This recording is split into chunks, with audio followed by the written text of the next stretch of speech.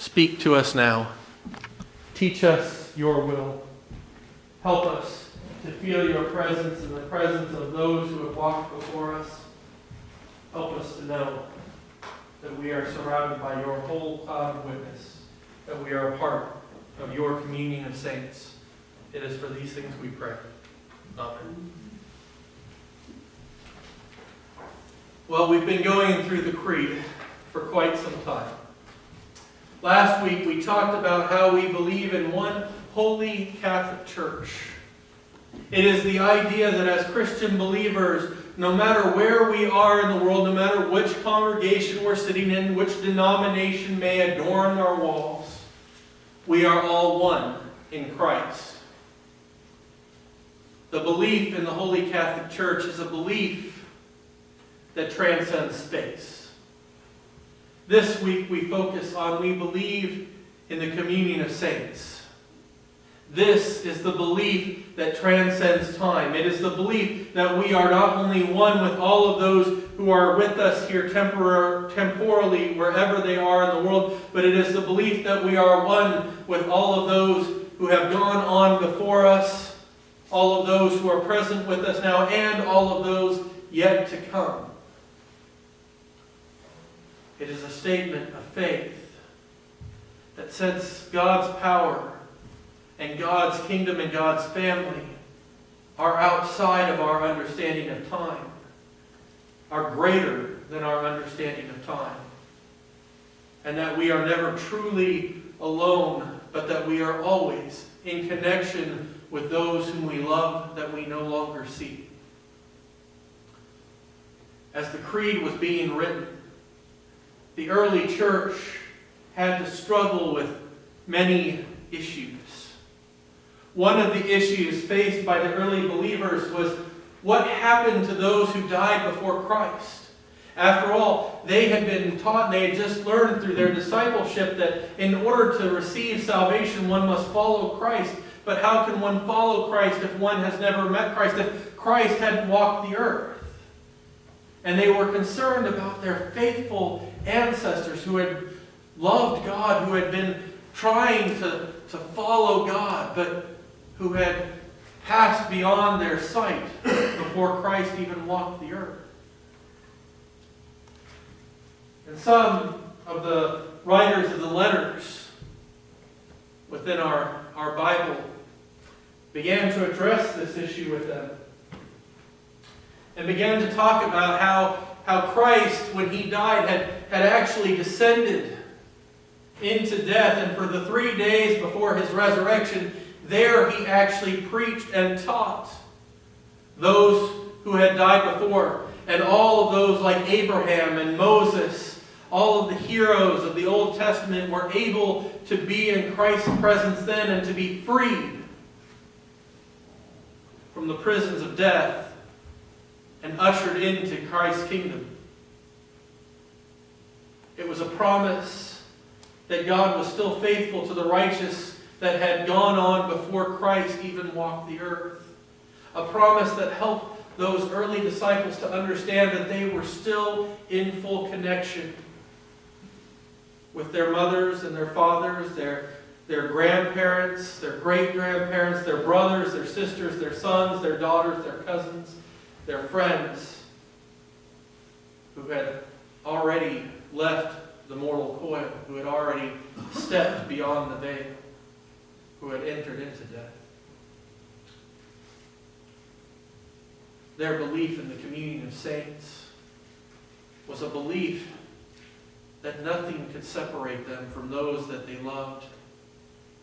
Even time itself would not separate them. Even not being able to physically see them was not separating them from the relationship that they had with their loved ones that were deceased. The second part that the early believers were dealing with was much the same. It was dealing with the persecutions that they were facing. It was dealing with the fact that on any given morning that they would come and worship together, somebody might not be there because in the middle of the night they had been drugged from their homes by the Roman officials or by the temple priests, and they had been put to death. And there was this sense of longing, this sense of worry and fear about how can we continue to be a church, and how can we continue to have faith as our friends and our fellow brothers and sisters in Christ are being put to death among us.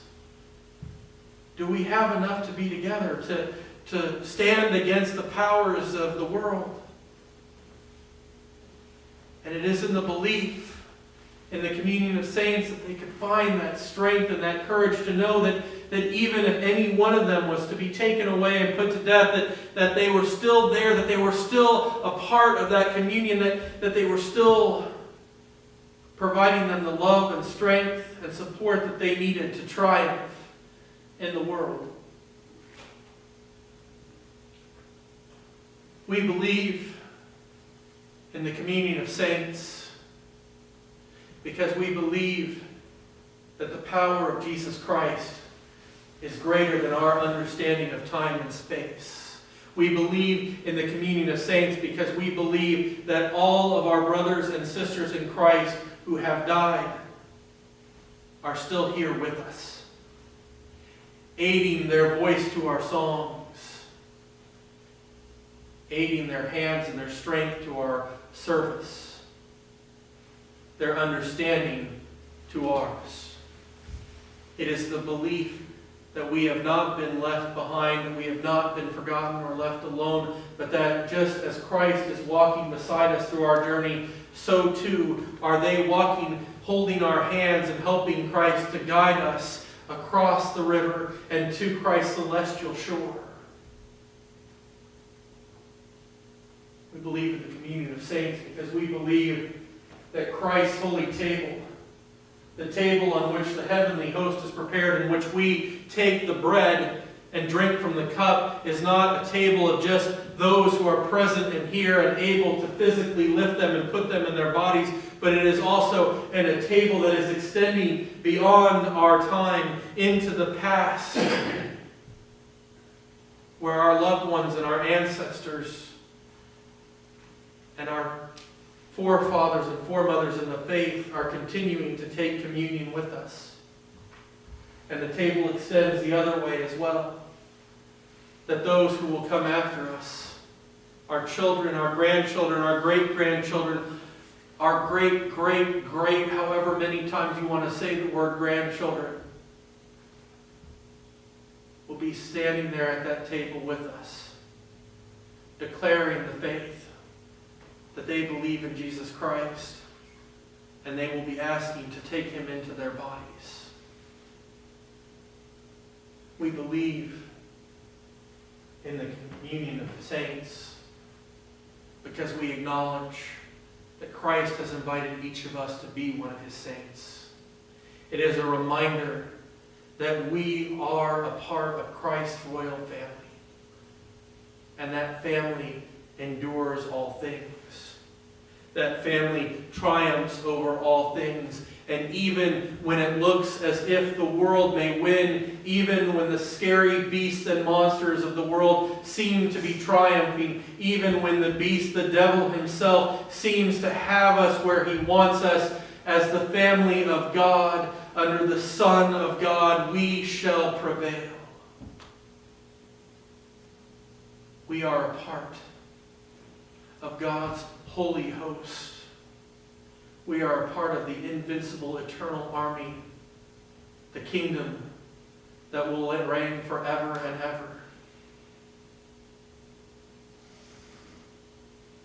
We believe in the communion of saints. And we recite this every time we recite the historic creed of our faith as a way to remind ourselves of our place and our family's place within God's kingdom. It is a reminder that we are not alone, that every one of those whom we love that we seem to have lost because they've disappeared from our sight is still here and now. And as we recite it each week, I encourage you to remember each of them, to remember and know that they are here. that they are reciting that faith and that creed alongside of you, that they are standing there with Christ, and they are ushering us into that full connection, that full communion, that full relationship. The only thing that has changed is our ability to see them. We can feel them, we can love them, and we can feel loved by them. May we remember our sainthood. And may we remember the sainthood of those whom we love and those whom we will love in the future. Amen.